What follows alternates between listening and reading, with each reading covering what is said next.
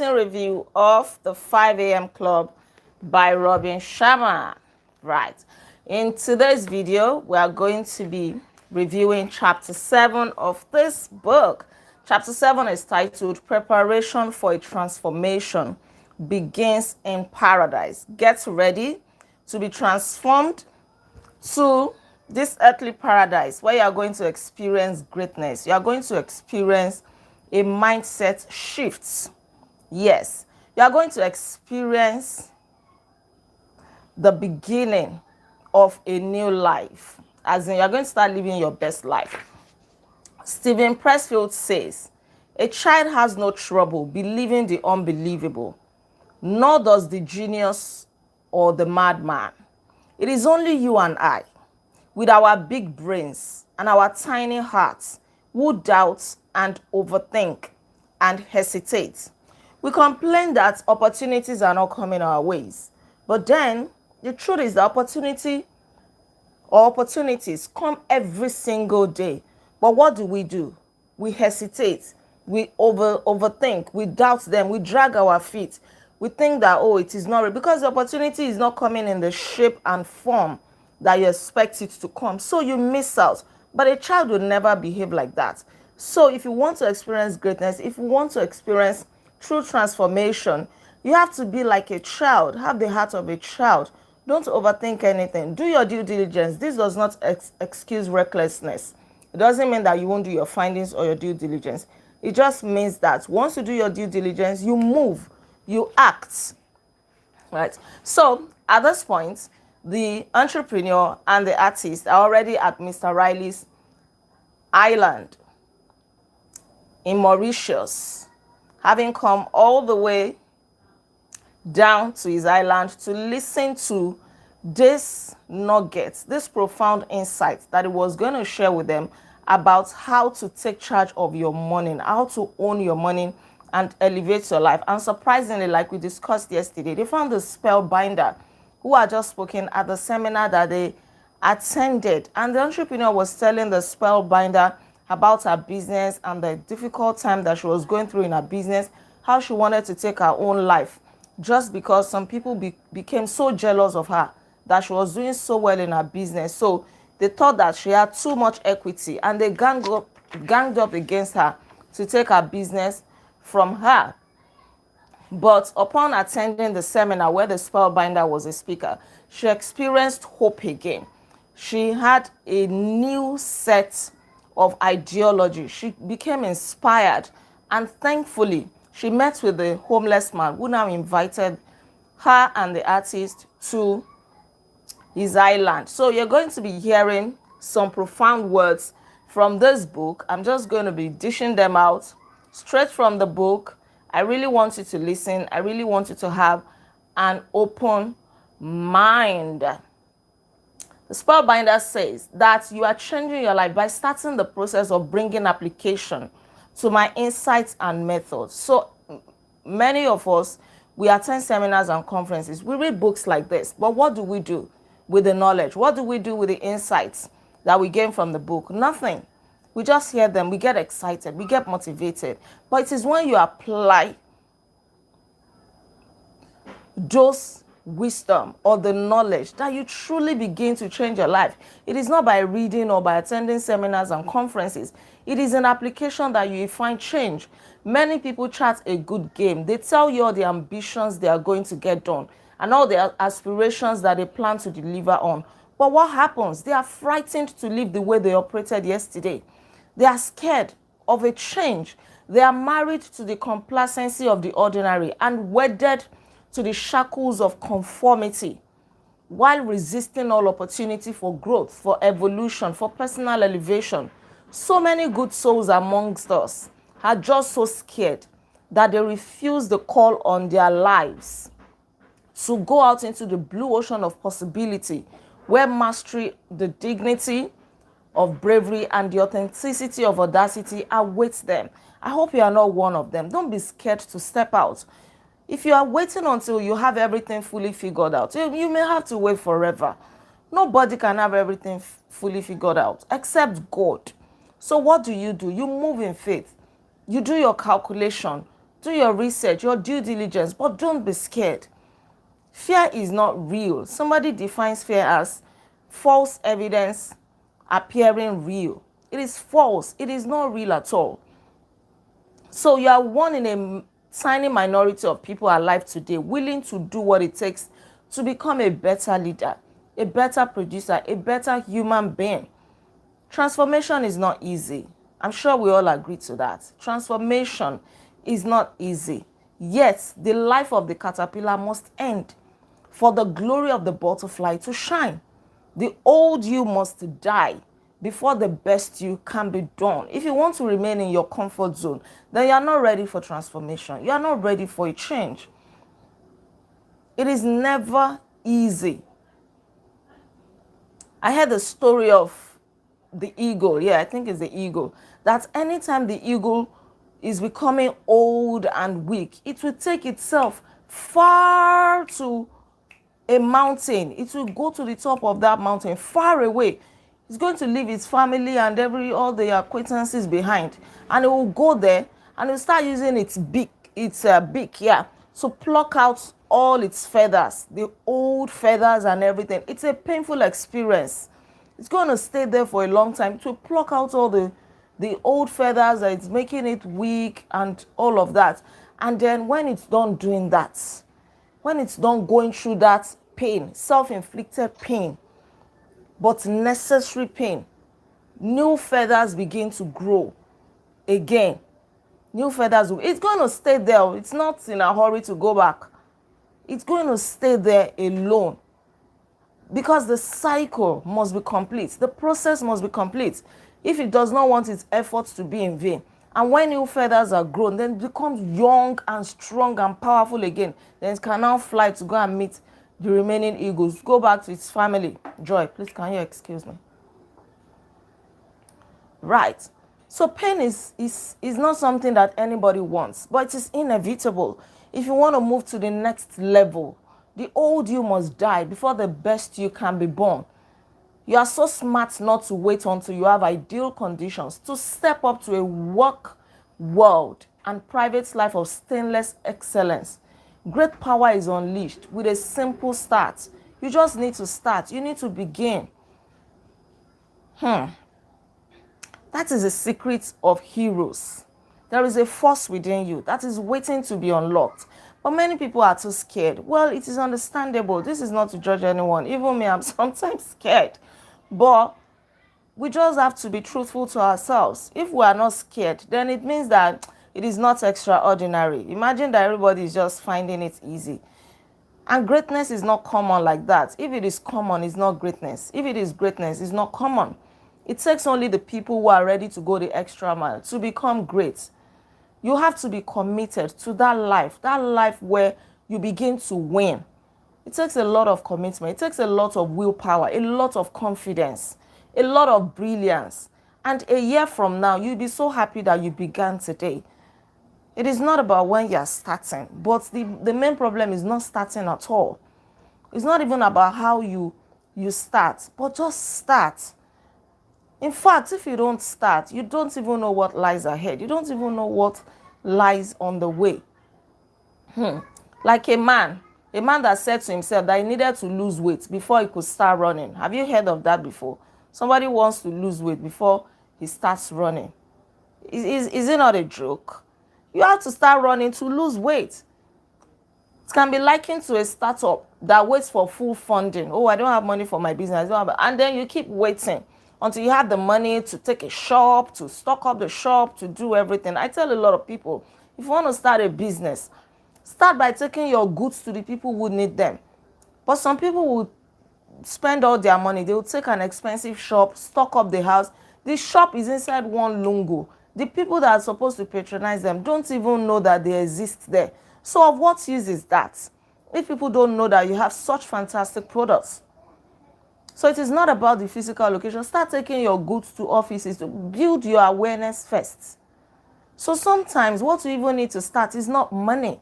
It is determination, extra determination that this thing is going to succeed, that you're going to do all it takes legitimately to make it succeed. That is when reward can flow towards you. That is when life will even reward you. Life rewards positive action and punishes hesitation. Right. And as you climb up in life, remember to be humble. The humblest is the greatest.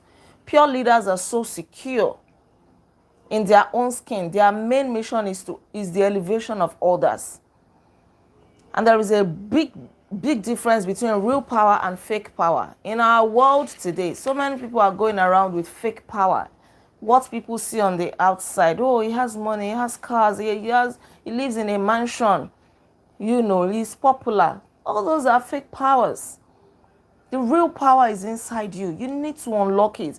And the real power is what brings impact, not you acquiring all kinds of material possessions. They are good. Nobody is saying they are not good. They are beautiful. You love luxury cars, beautiful houses. You want to be popular. You want to trend. You want to be famous. In this world of social media, of content, digital age, many people want to go viral, right? It is good if you desire that. Pursue it. But then that is not the real thing. All those ones are ephemeral. They're going to pass away. The real thing is your impact. It is the positive mark that you are leaving behind. So don't just be chasing fake power, empty identity, external validation. You want people to clap for you and all of that. No, your real power lies in your impact, in your inspiration. It doesn't come from anything external, not at all. And genuine power, the stuff legends are made of, doesn't arise from who you are outside or what you possess externally. The world is lost right now. True and enduring power expresses itself when you contact your original gifts, when you unleash your true power, your greatness, the greatness inside of you, the gift that God has put inside of you. Right. And it is available to anyone. Anyone can take advantage of it. Anyone can do that. Even in your own little space, start impacting people, start paying it forward, start doing what you can do, start enriching lives, influence people. Because when you die, these are the works that will speak after you are gone.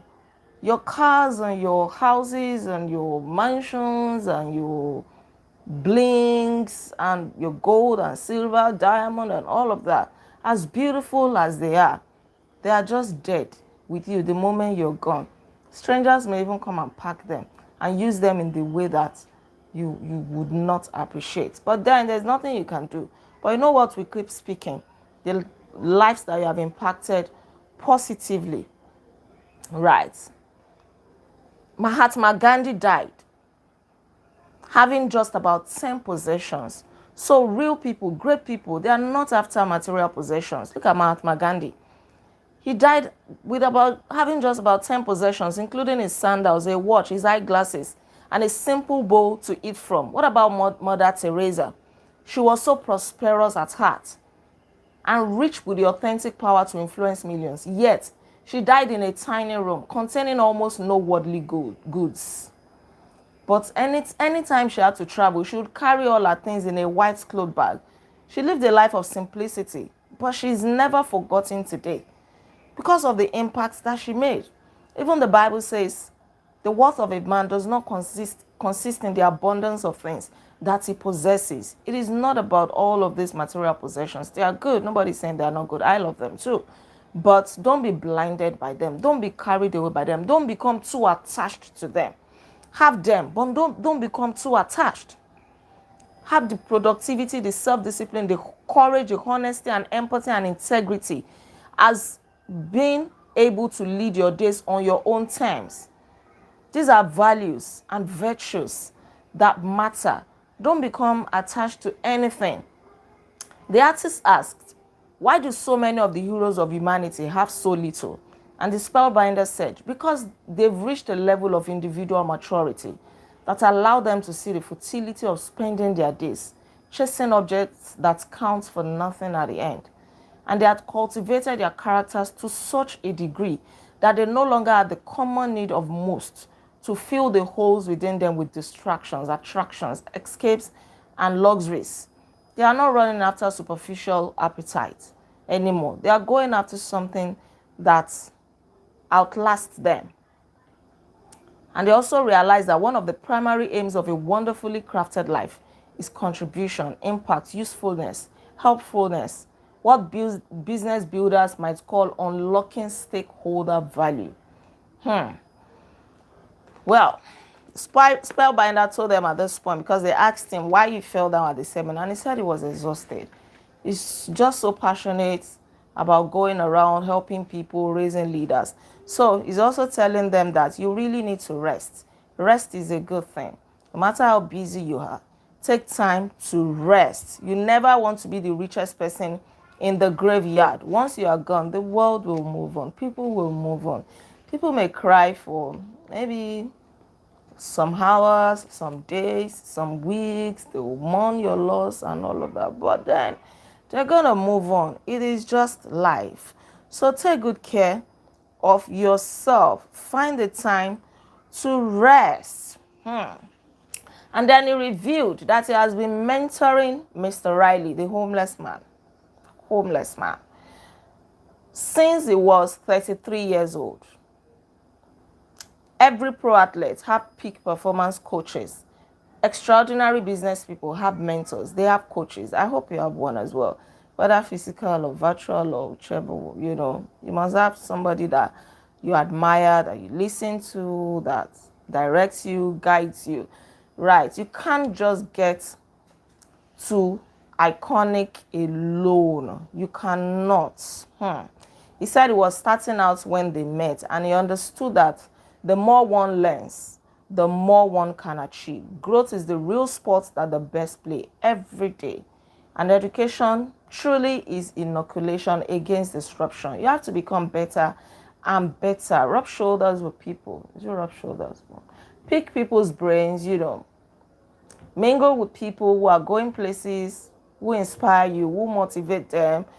Because this is the 2x, 3x mindset to double your income and impact, triple your investment in two core areas: your personal mastery and your professional capability. And Mr. Riley understood early on that to rise to world class, you need world class support. You may really not have to do life on your own. You need support. We all do. We've become fantastic friends over the years, blah, blah, blah. And they've experienced great sorrow together. Mr. Riley once had cancer, but he beat the cancer, just like he would defend his dreams. He's a very strong man in every ramification. He beat the cancer, and since that time, he understood that health is the crown on the well person's head that only the ill person can see. So, when we're young, just as this saying goes, we sacrifice our health for wealth. And when we grow old and wise, we realize what is most important and become willing to sacrifice all our wealth for even one day of good health. So don't joke with your health. As you're chasing prosperity, greatness, and everything, remember to take good care of yourself. Don't neglect your health. Take time to rest, to rejuvenate, to recuperate, to be in the best state of mind again. Right. At this point, he told them that Mr. Riley was waiting and he was so excited to see them, and he was going to share everything that he promised to share about this morning routine that can elevate their lives. He's paying it forward. Everything that he has learned from the Spellbinder, he's ready to teach them all the insights, all the models. The 5 a.m. club will be revolutionary for us, yes, because we're also going to learn it as we proceed. It's going to bring out a deep shift within us. It reminds them again that rest and recovery isn't a luxury for anyone committed to mastery. It is a necessity. He keeps hammering on this because it is very, very important. Some people chase money. They chase all the things of this world, neglecting their health. And when the wealth eventually comes, they don't have the good health to enjoy it. Right. He thanked them so very much for not being critics, but being encouragers. And he told them that Mr. Riley will be waiting for them on the beach the next morning. What time are they supposed to meet there? 5 a.m. Own your morning, elevate your life. We're going to continue tomorrow by God's grace, chapter 8, the 5 a.m. method, the morning routine of world builders. Don't you want to learn that? I'm sure you do.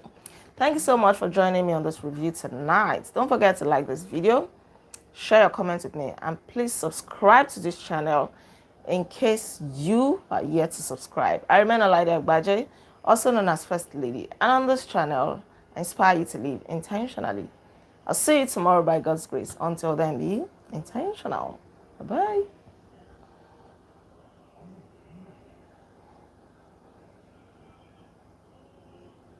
You're welcome.